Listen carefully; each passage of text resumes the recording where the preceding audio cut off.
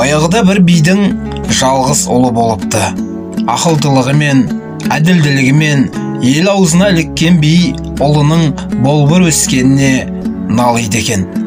Бірде алыс сапар үстінде келе жатқан әке баласын сынамаққа, «Қарағым, осы жолды қалай қысқартуға болады?» дегенде аң-таң қалған ұлы мандытып жауап айта алмайды. «Ой, жетесіз, әсерлі әңгіме айта білсең, жолдың қысқарғаны сол» деп қатты күйінген би ойланып толғанып бір шешімге келеді. Бір күні ұлының алдына 100 саулық салып базарға айдатады. Сапарға шығар алдында шартын айтады.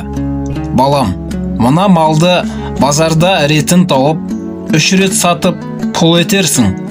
1 рет сатсаң, сен маған ұл емессің. Үйдің бетін көрме» дейді әке. Әкенің қатал сынына ұшыраған байғұс бала малын айдап базарға келсе, сатып алушылар көп екен. Саулықтардың құнын сұраған халыққа әр басты 3 реттен сатамын дейді иесі. «Ол бір қойды 3 рет сатқаны кімнен көріп едің?» деп таңырқаған жұрт теріс айналып кете беріпті. Күн артынан күн жылжып, малы өтпей әбден қажып шаршаған базаршы жігіт малының жанында бүк түсіп бүрісіп жата береді.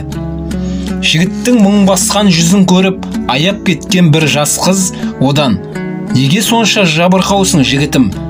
деп сұрайды. Бала болған жайдың бәрін баяндайды.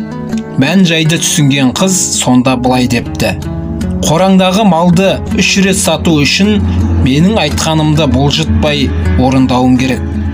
Алдымен анау қара орманнан ағаш қиып әкеліп қора жаса, қойды сонда ұста. Уақыт өткенде, мезгіл жеткенде қораң қойға толады, малдың жүні өседі. Сонан кейін қиды 1 сат, жүнді 2 сат, малдың өзін және сат. Бір басты 3 рет сату деген осы». Қыздың ақылдылығына сүйсінген жігіт қуанып кетеді де дереу іске кіріседі. Күнді түнге ұластырып, ерінбей тер төгеді де көп кешікпей-ақ қалтасын пұлға толтырып үйіне оралады. Ұлының олжалы оралғанына риза болған би оның мұндай ақылды кімнен үйренгенін анықтағысы келеді. Жігіт сырын жасырмай шынын айтады. Би іздеу салып жүріп, ақылына көркі сай сұлуды ұлына береді. Содан би баласы мен ақылды қыз өз алдына отау тігіп, дәулетті әрі бақытты ұзақ өмір кешіпті.